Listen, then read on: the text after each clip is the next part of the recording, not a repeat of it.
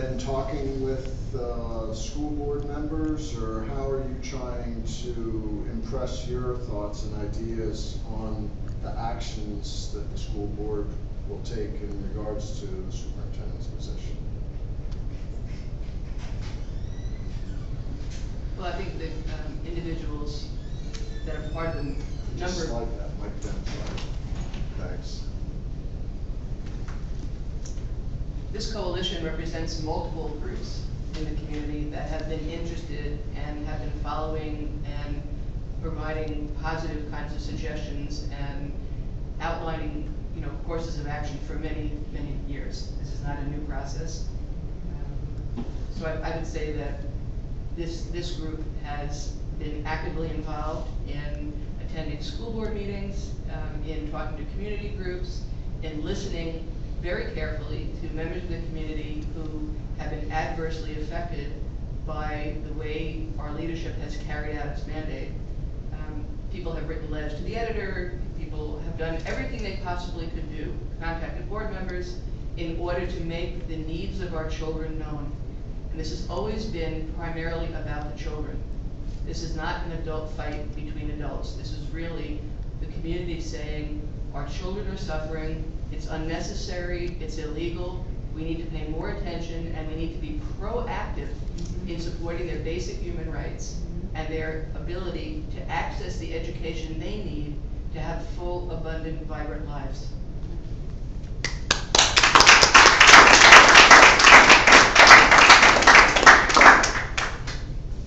Other questions?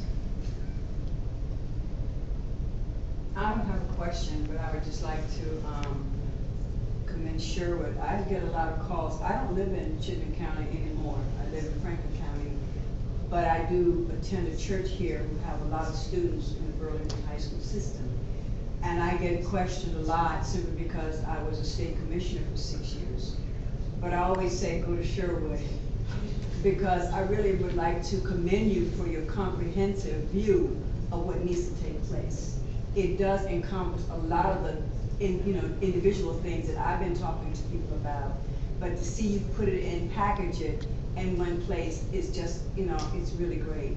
And I think if they can kind of stick to that and focus on what you said, so that all the children in the school system can have the education that they need, and the adults be held accountable. One of the questions I had was, how could you have a superintendent of schools who didn't understand what was going on when we've had the racial profiling investigation going on for the last few years? It seemed to me, as a leader of a school system, she would have said, how are my children being affected by this? And so I really had a real problem with that part, just that little part of it. So I kind of stay behind the scenes and not say too much, because I do kind of come from my place of the experiences that I've had here in the state of Vermont. But I would just like to commend you all, and I will continue to refer people to you when there are questions that come to me. And I thank you for your input in the work you're doing. Can you tell them your name? Oh, my name? Shirley Boyd Hill. I'm the renegade of Vermont, so that's me.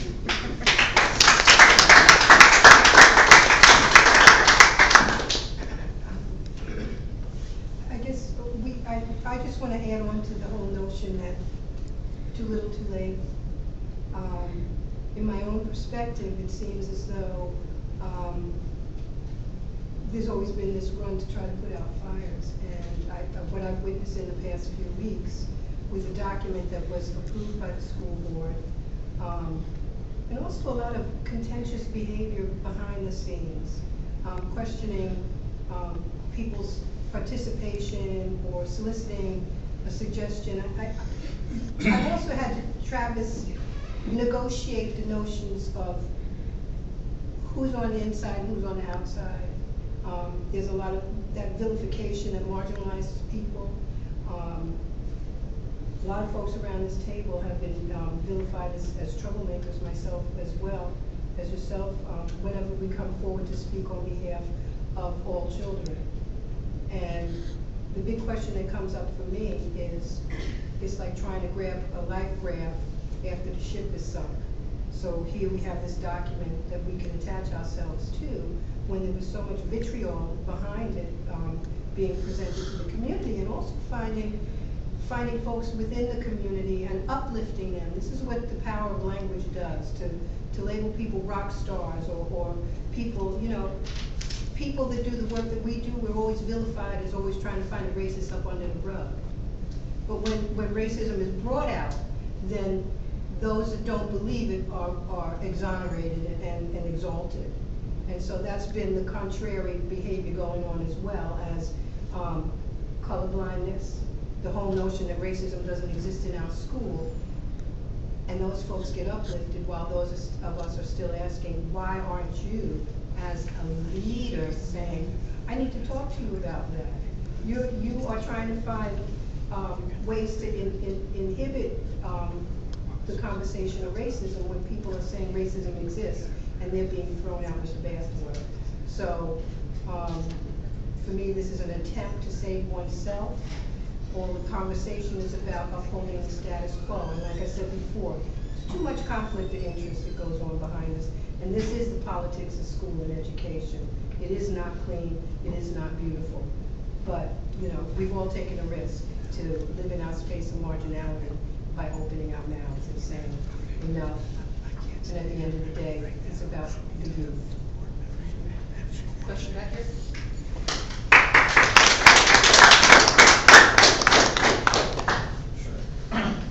Now, sort of going back on the point of too little too late, you know, the school district, in response to a lot of the recent protests and discussions and very active engagement about the issues, particularly around racial disparities in the school district, what would you say to their claims that they are making progress, that they have made progress, and it'll take time, and they can be patient, and perhaps certain allegations that certain groups are not being patient enough?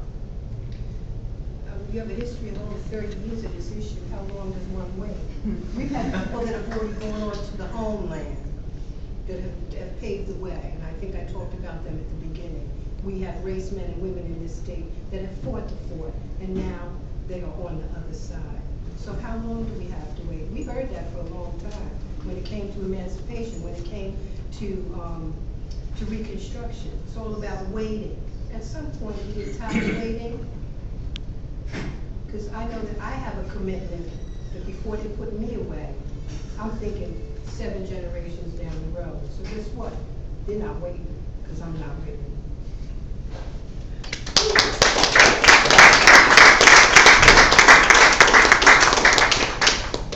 I want to add some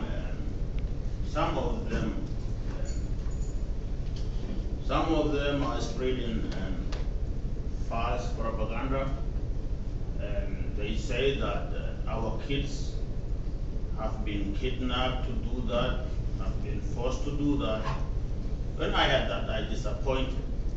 No one can force my daughter to do that here in America. I really disappointed. So many people disappointed when they heard that information. I would like to tell them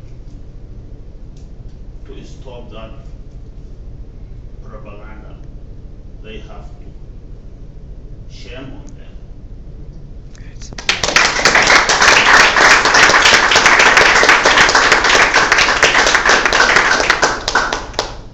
I have heard multiple public framings of the student protest by people in the administration as something that happened because the kids were upset about the way they were being treated by each other, white kids and kids of color, and also that the kids were upset that they were not fully apprised of the fact that the ELL program is no longer just in one place, that it's actually in several places throughout the building.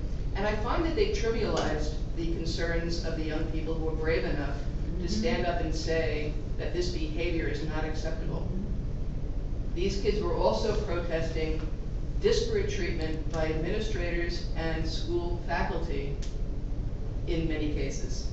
So it's not only about how the kids get along with each other, it's really about how the institution as a whole is responding to all of its students. And unfortunately, it was not framed that way.